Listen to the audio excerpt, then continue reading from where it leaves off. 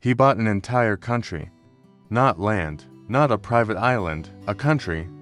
With a flag, a constitution, a national anthem and even its own currency. But here's the thing. It's not on any map. Not Google Maps. Not in government records. Not even in satellite data. Because this place was never meant to exist, and now, the people living there are begging for help, but no one can find them, because officially, they were never born. This isn't a sci-fi movie, it's a real geopolitical mystery. It's baffled intelligence agencies, sparked conspiracy theories, and raised terrifying questions about what power really means today.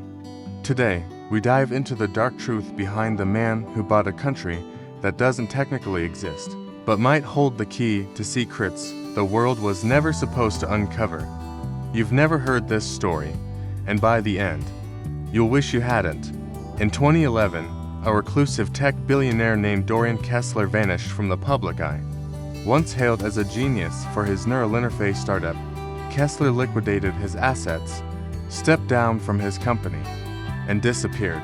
But what the world didn't know, Kessler had been negotiating, not with governments, not with corporations, but with a dying tribal monarchy deep in the Pacific, a group desperate for money, barely holding onto power.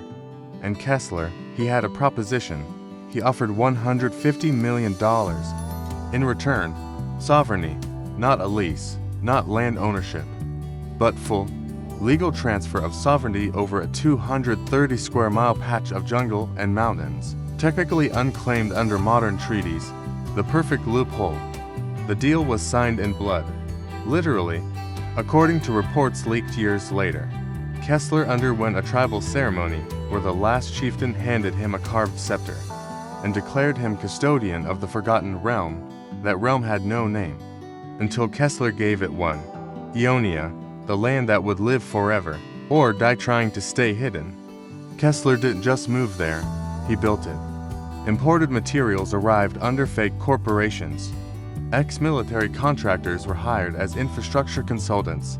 Supply chains masked as humanitarian aid.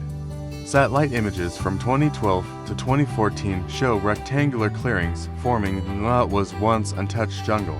Later, those clearings disappeared from public maps, scrubbed from databases, as if they were never there. By 2015, a document surfaced, a charter, declaring Ionia an independent micronation devoted to technological evolution, philosophical freedom, and sovereignty beyond borders. But it wasn't submitted to the UN. No country acknowledged it. Because Kessler didn't want recognition, he wanted freedom, the kind that comes without oversight, without law, without interference.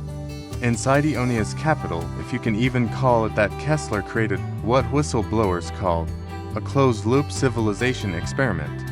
AI governance, crypto-based economy, no taxes, no passports, and most disturbingly, no birth certificates.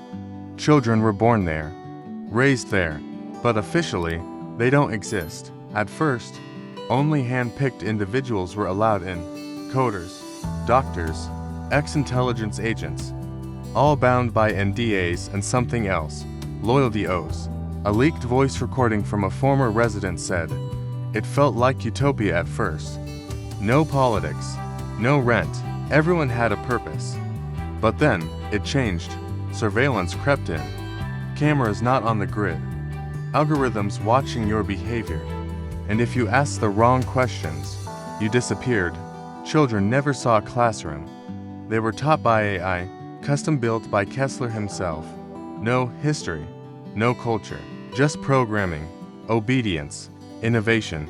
It was an experiment in pure control, until it broke. In 2019, a former Ionian security officer fled during a supply run to Micronesia.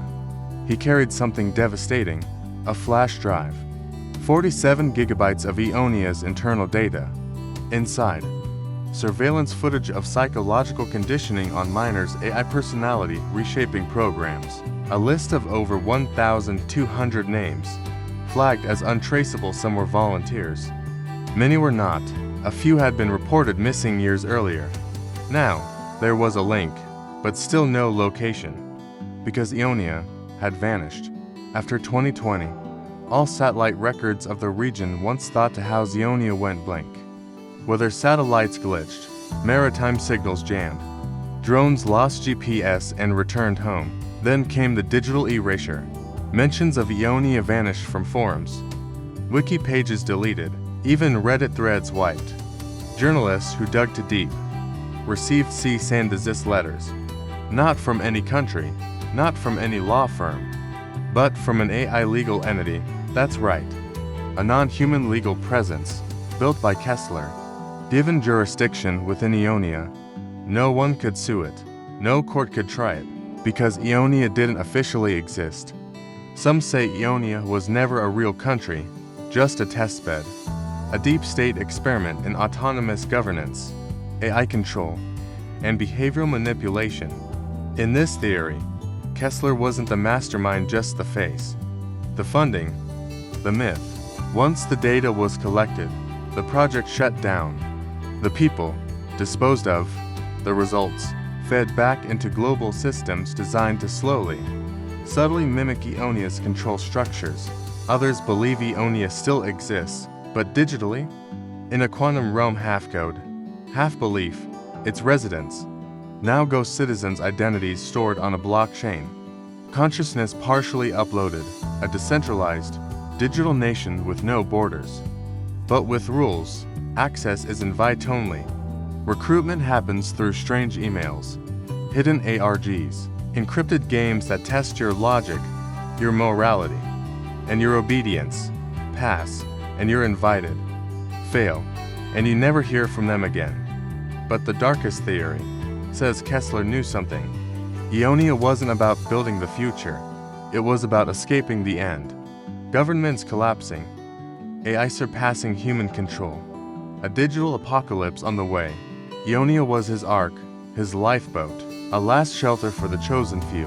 And when the world burns, when the power goes out, when the AI falls silent, Ionia will flicker back to life, online, isolated, watching, waiting. Where is Kessler now?